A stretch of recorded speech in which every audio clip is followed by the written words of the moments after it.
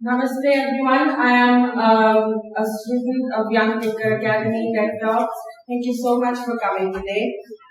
My topic is small ideas can lead to the next big thing. So I blog on social standards and on the social trends that is imposed on teenagers on a micro-blogging website called Quora. When I started writing on Quora, I had no possible idea where it would lead me or where it could lead me. But isn't that sometimes the main point? That if we know where the destination is, it makes the journey so much less enjoyable. So today I would just like to say that first of all, every big concept today, let's take an example. Google, IBM, Microsoft, all the huge companies that impact our world and billions of people across the globe once started as a small idea. They once started in someone's mind, and through consistent hard work, through dedication, they have today changed the way we live and changed our society for the better. Another main point that cannot be denied is that if we truly have a story to tell, an inspiring heart to touch, our ideas will take so much hard work and time. They will not happen overnight, and certainly this is a living testament. So a frequent argument brought up by many people is that ideas fail. Then why should we try? To me, this embodies pessimism. Many ideas fail. For example, Steve Jobs, it took him 2.5 years to come up with the iPhone. But when he did, it revolutionized technology as we know it today. When I say phone, you think of an iPhone, the home button, the back camera, the front screen, the LED display, the major games that we play. All of that was first somewhat brought into society by the iPhone and became a younger experience. Discord, which is a chatting website, today has hundreds of millions of users on a daily basis. Just let's think about that.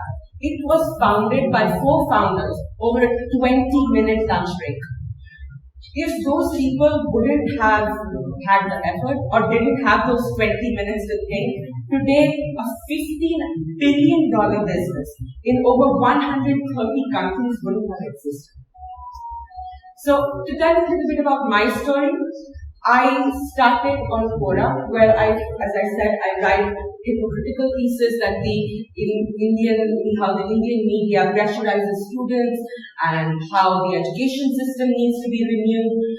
On those topics, what was the major intention for me was never to get how many people I could reach. That was never the last end goal. The end goal for me is if I can have one person, 2 people who I can impact. It took me 1 day to get to 2 viewers, the first week to get to 27, the first month to get to 4,000, and in the first year, I had over 1 million content views. Today, I have over 3.6 million content views. And thank you so much.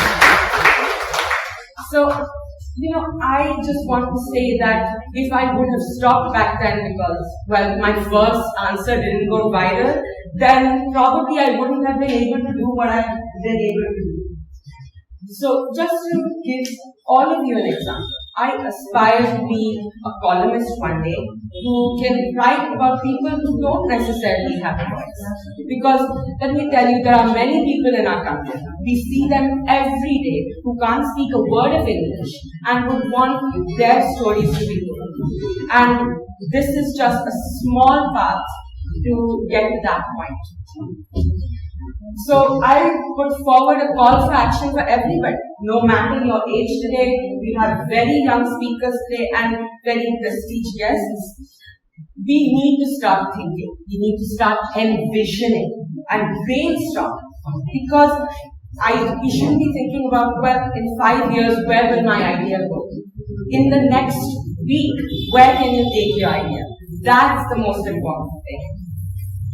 So, the next Warren Buffett, the next Steve Jobs might be sitting in this room, and somehow we don't even know if that person is here. But for that person to fully reach his full potential or her full potential, they need a platform. They need a place where they can pitch their concept, pitch their thoughts, and can really speak about what really inspires them. Our idea shouldn't be just about tech. It could be anything that inspires us, as long as we have a profound impact, as long as we have a message that we want people to hear, we will be successful. And I would like to consider myself an example for that. In class 6, I wasn't the best scoring student, but I understood that my parents never pressurized me to get good grades. Today, I top my class, and that is not necessarily what motivates me. What motivates me is that I never had unrealistic expectations based upon me. So, second of all, we also need to think about the people in the society today who are coming up with concepts that at first glance might not be the most impressive, but if we really look into it, everybody has worth and everybody has value. So we shouldn't stop thinking, we shouldn't stop idealizing. And I would just like to end today by saying a quote that Tarun said in an interview. I spent 2 years working on Google. I did not blink, and I do not remember a single frame in those 2 years. By the end of it, my business was $1 billion company. Thank you.